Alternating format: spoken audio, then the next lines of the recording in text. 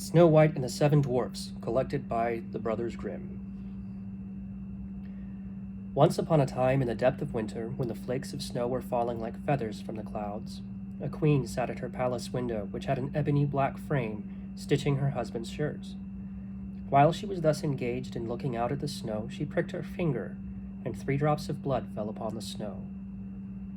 Because the red looked so well upon the white, she thought to herself, had I now but a child as white as this snow, as red as this blood, and as black as the wood of this frame.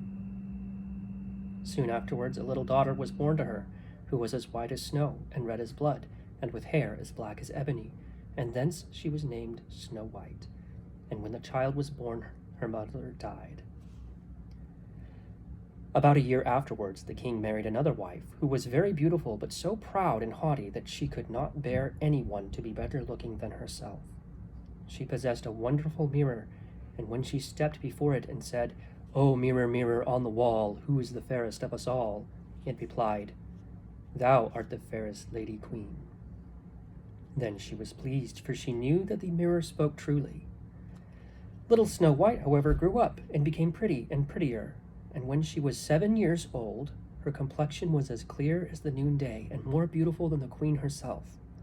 When the queen now asked her mirror, "O mirror, mirror on the wall, who is the fairest of us all?" it replied, "Thou wert the fairest lady queen. Snow White is fairest now, I ween." This answer so frightened the queen that she became quite yellow with envy. From that hour, whenever she perceived Snow White, her heart was hardened against her, and she hated the maiden. Her envy and jealousy increased so that she had no rest day or night, and she said to the huntsman, "Take my child away into the forest. I will never look upon her again. You must kill her, and bring me her heart and tongue for a token." The huntsman listened and took the maiden away, but when he drew out his knife to kill her, she began to cry, saying, "Ah, dear huntsman, give me my life. I will run into the wild forest and never come home again." This speech softened the hunter's heart, and her beauty so touched him that he had pity on her and said, "Well, run away then, poor child." But he thought to himself, "The wild beasts will soon devour you." Still, he felt as if a stone had been taken from his heart, because her death was not by his hand. Just at that moment a young boar came roaming to the spot, and as soon as he clapped eyes upon it, the huntsman caught it, and killing it, took its tongue and heart, and carried them to the queen for a token of his deed. But now the poor little Snow White was left motherless and alone, and overcome with grief she was bewildered at the sight of so many trees, and knew not which way to turn. Presently she set off running, and ran over stones and through thorns, and wild beasts sprang up as she passed them, but they did not her no harm. She ran on till her feet refused to go farther, and as it was getting dark she saw a little house near. She entered it to rest. In this cottage everything was very small, but more neat and elegant than I can tell you. In the middle stood a little table with a white cloth over it, and 7 little plates upon it, each plate having a spoon and a knife and a fork, and there were also 7 little mugs. Against the wall were 7 little beds, ranged in a row, each covered with snow-white sheets. Little Snow White, being both hungry and thirsty, ate a little morsel of porridge out of each plate, and drank a drop or 2 of wine out of each glass, for she did not wish to take away the whole share of anyone. After that, because she was so tired, she laid herself down on one bed, but it did not suit. She tried another, but that was too long. A 4th was too short, a 5th too hard, but the 7th was just the thing, and tucking herself up in it, she went to sleep, first commending herself to God. When it became quite dark, the lords of the cottage came home, 7 dwarfs, who dug and delved for ore in the mountains. They first lighted 7 little lamps, and perceived at once, for they illumined the whole apartment, that somebody had been in, for everything was not in the order in which they had left it. The first asked, "Who has been sitting in my chair?" The second, "Who has been eating off my plate?" The third said, "Who has been nibbling at my bread?" The fourth, "Who has been at my porridge?" The fifth, "Who has been meddling with my fork?" The sixth grumbled out, "Who has been cutting with my knife?" The 7th said, "Who has been drinking out of my glass?" Then the first, looking round, began again. "Who has been lying in my bed?" he asked, for he saw that the sheets were tumbled. At these words the others came, and looking at their beds cried out too, "Someone has been lying in our beds!" But the seventh little man, running up to his, saw Snow White sleeping in it, so he called his companions, who shouted with wonder and held up their 7 torches so that the light fell upon the maiden. "Oh heavens, said they, "what a beauty she is!" And they were so much delighted that they would not waken her, but left her to her repose. And the 7th dwarf, in whose bed she was, slept with each of his fellows in 1 hour, and so passed the night. As soon as morning dawned, Snow White awoke, and was quite frightened when she saw the 7 little men, but they were very friendly and asked her what she was called. "My name is Snow White," was her reply. "Why have you entered the cottage?" they asked. Then she told them how her stepmother would have had her killed, but the huntsman had spared her life, and how she had wandered about the whole day until at last she found their house. When her tale was finished, the dwarf said, "Will you see after our household? Be our cook, make the beds, wash, sew, and knit for us, and keep everything in neat order? If so, we will keep you here, and you shall want for nothing." And Snow White answered, "Yes, with all my heart I will." And so she remained with them, and kept their house in order. In the mornings the dwarfs went into the mountains, and searched for ore and gold, and in the evenings they came home and found their meals ready for them. During the day the maiden was left alone, and therefore the good dwarfs warned her and said, "Be careful of your stepmother, who will soon know of you being here. Therefore let nobody enter the cottage."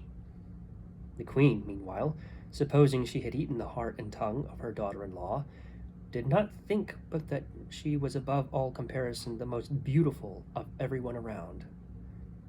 One day she stepped before her mirror and said, "O mirror, mirror on the wall, who's the fairest of us all? Thou wert the fairest lady queen. Snow White is fairest now, I ween. Amid the forest darkly green, she lives with dwarfs, the hills between." This reply frightened her, for she knew that the mirror spoke the truth, and she perceived that the huntsman had deceived her, and that Snow White was still alive. Now she thought and thought how she should accomplish her purpose, for so long as she was not the fairest in the whole country, jealousy left her no rest. At last a thought struck her, and she dyed her face and clothed herself as a peddler woman, so that no one could recognize her. In this disguise she went over the 7 hills to the 7 dwarves, knocked at the door of the hut, and called out, "Fine goods for sale, beautiful goods for sale." And Snow White peeped out of the window and said, "Good day, my good woman, what have you to sell?" "Fine goods, beautiful goods," she replied, "stays of all colors," and she held up a pair which was made of variegated silks. "I may let in this honest woman," thought Snow White, and she unbolted the door and bargained for 1 pair of stays. "You can't think, my dear, how it becomes you," exclaimed the old woman. "Come, let me lace it up for you."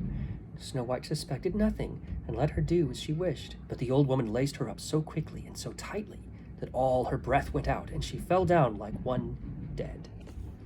"Now," thought the old woman to herself, hastening away, "now am I once more the most beautiful of all."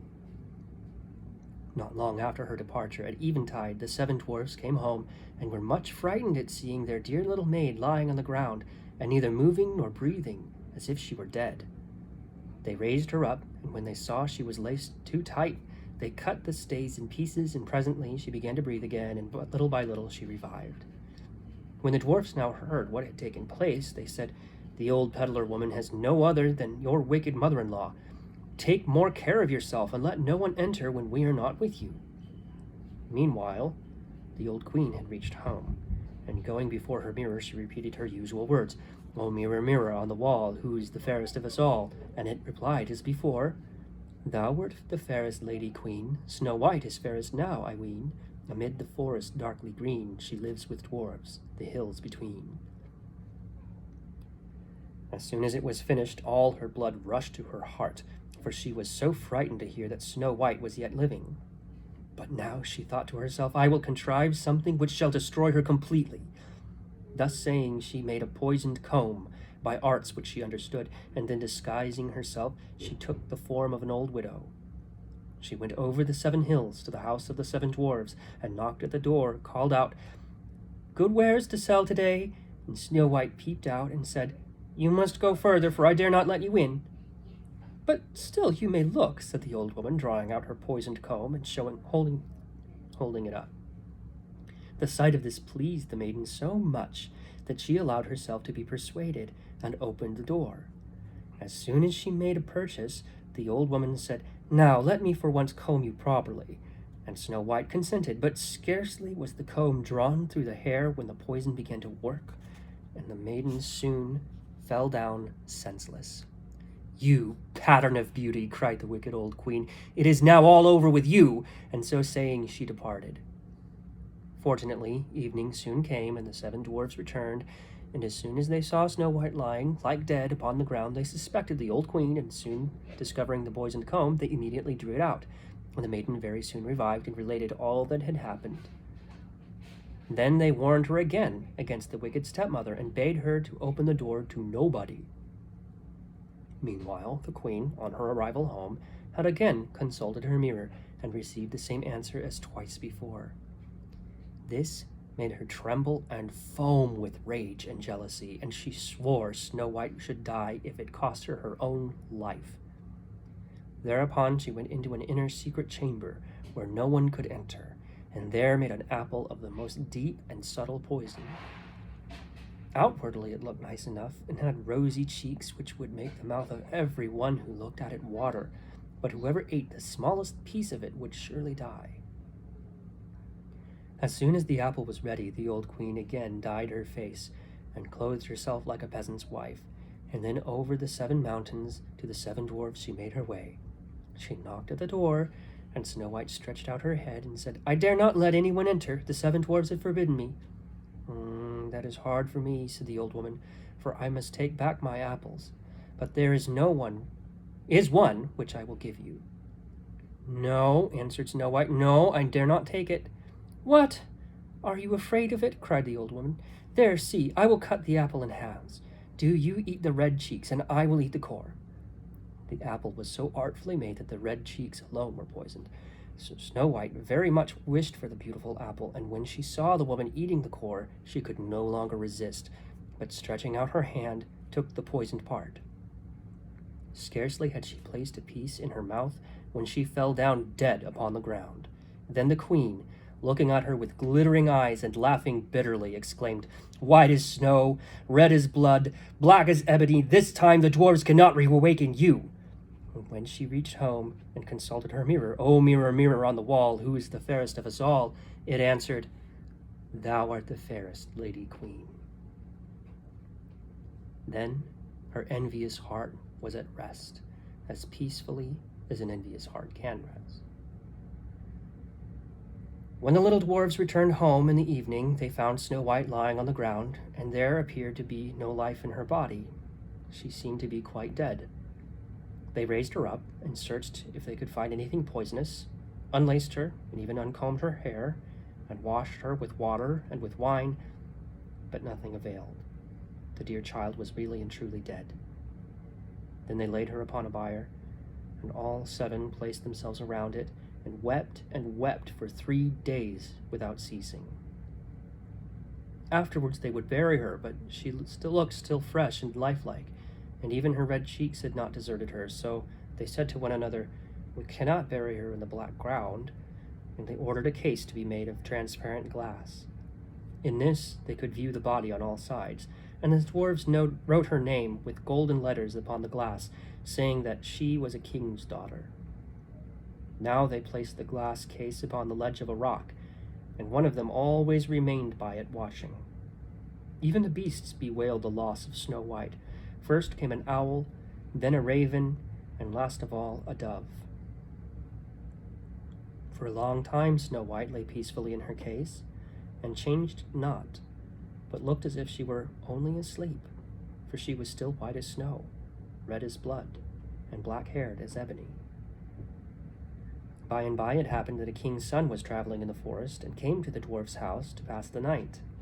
He soon perceived the glass case upon the rock, and the beautiful maiden lying within, and he read also the golden inscription. When he had examined it, he said to the dwarves, "Let me have this case, and I will pay you what you like for it, But the dwarfs replied, "We will not sell it for all the gold in the world." "Then give it to me," said the prince, "for I cannot live without Snow White. I will honor and protect her as long as I live." And when the dwarfs saw he was so much in earnest, they pitied him, and at last gave him the case, and the prince ordered it to be carried away on the shoulders of one of his attendants. Presently it happened that they stumbled over a rut, and with the shock, the piece of poisoned apple which lay in Snow White's mouth fell out. Very soon she opened her eyes, and raising the lid of the glass case, she rose up and asked, "Where am I?" Full of joy, the prince answered, "You are safe with me," and he related to her what she had suffered, and how he would rather have her than any other for his wife, and he asked her to accompany him home to the castle of the king his father. Snow White consented, and when they arrived there, the wedding between them was celebrated as speedily as possible, with all the splendor and magnificence proportionate to the happy event. By chance, the old mother-in-law of Snow White was also invited to the wedding, and when she was dressed in all her finery to go, she first stepped in front of the mirror and asked, "Oh, mirror, mirror on the wall, who's the fairest of us all?" And it replied, "Thou wert the fairest, O Lady Queen. The prince's bride is more fair, I ween." At these words, the old queen was in a fury, and was so terribly mortified that she knew not what to do with herself. At first she resolved not to go to the wedding, but she could not resist the wish for a sight of the young queen, and as soon as she entered, she recognized Snow White, and was so terrified with rage and astonishment that she remained rooted to the ground. Just then a pair of red-hot iron shoes were brought in with a pair of tongs and set before her, and these she was forced to put on, and so to dance in them till she fell down.